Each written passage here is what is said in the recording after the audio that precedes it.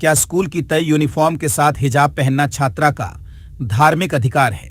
और अगर स्कूल इसकी इजाजत न दे तो क्या अदालत स्कूल को ऐसा करने का आदेश दे सकती है? कहते हैं, कानून की नजर में भावनाओं से ज्यादा अहम होते हैं नियम और संविधान के प्रावधान। लेकिन जब मामला धर्म, आस्था और शिक्षा से जुड़ा हो तो सवाल और भी पेचीदा हो जाता है। अब ऐसा ही एक मामला पहुंचा इलाहाबाद हाईकोर्ट में, जहां कक्षा 11 की एक मुस्लिम छात्रा ने स्कूल यूनिफॉर्म के साथ हिजाब पहनने की अनुमति मांगी, लेकिन अदालत का फैसला छात्रा के पक्ष में नहीं आया। कोर्ट ने उसकी याचिका खारिज करते हुए कहा कि सिर पर हिजाब पहनना इस्लाम की ऐसी जरूरी धार्मिक प्रथा नहीं मानी जा सकती जिसे संविधान के आर्टिकल 25 के तहत धार्मिक स्वतंत्रता के अधिकार के तौर पर संरक्षण मिले। लेकिन आखिर छात्रा ने कोर्ट का दरवाजा क्यों खटखटाया? पूरी कहानी क्या है, चलिए आपको बताते हैं इस रिपोर्ट में। मामला प्रयागराज के एक स्कूल का है। छात्रा कक्षा 11 में पढ़ती है और उसका कहना था कि वह स्कूल की निर्धारित यूनिफॉर्म के साथ हिजाब पहनना चाहती है। छात्रा ने अदालत में बताया कि वह 6ठी कक्षा से ही हिजाब पहनती आ रही है और तब स्कूल की तरफ से उसके पहनावे को लेकर कोई आपत्ति नहीं जताई गई।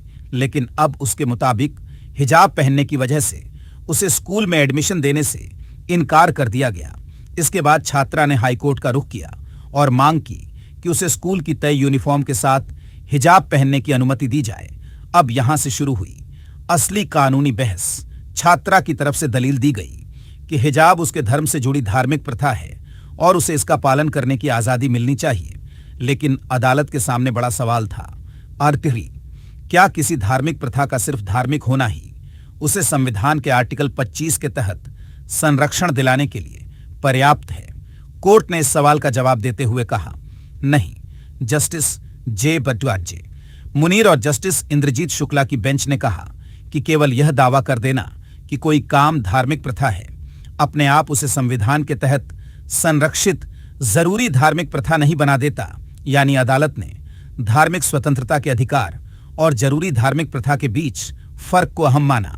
कोर्ट का कहना था कि आर्टिकल 25 के तहत हर धार्मिक गतिविधि को ऑटोमेटिक संवैधानिक संरक्षण नहीं मिल जाता और इसी आधार पर अदालत ने छात्रा की याचिका खारिज कर दी। अब इस फैसले को आसान भाषा में समझिए। बायमेड और अदालत ने यह नहीं कहा कि कोई व्यक्ति निजी तौर पर हिजाब नहीं पहन सकता। मामला स्कूल के ड्रेस कोड और उसके साथ धार्मिक पहनावे को लेकर था। यानी सवाल यह था कि क्या स्कूल की निर्धारित यूनिफॉर्म के साथ हिजाब पहनना एक ऐसी अनिवार्य धार्मिक प्रथा है जिसके लिए छात्रा संवैधानिक अधिकार का दावा कर सकती है। हाई कोर्ट ने इस मामले में ऐसा नहीं माना और यही वजह है कि छात्रा को राहत नहीं मिली। अब इस फैसले ने एक बार फिर उस बहस को सामने ला दिया है जिसमें एक तरफ धार्मिक स्वतंत्रता का अधिकार है और दूसरी तरफ शिक्षण संस्थानों के तय नियम और ड्रेस कोड। क्योंकि स्कूल में यूनिफॉर्म का मकसद ही यही होता है कि सभी छात्रों के लिए एक समान ड्रेस कोड रहे। लेकिन जब उसी यूनिफॉर्म के साथ किसी छात्र की धार्मिक आस्था जुड़ जाए तो मामला सिर्फ ड्रेस का नहीं रहता बल्कि संविधान और धार्मिक स्वतंत्रता तक पहुंच जाता है। फिलहाल इलाहाबाद हाईकोर्ट ने इस मामले में साफ कर दिया है कि सिर्फ धार्मिक प्रथा होने का दावा काफी नहीं है।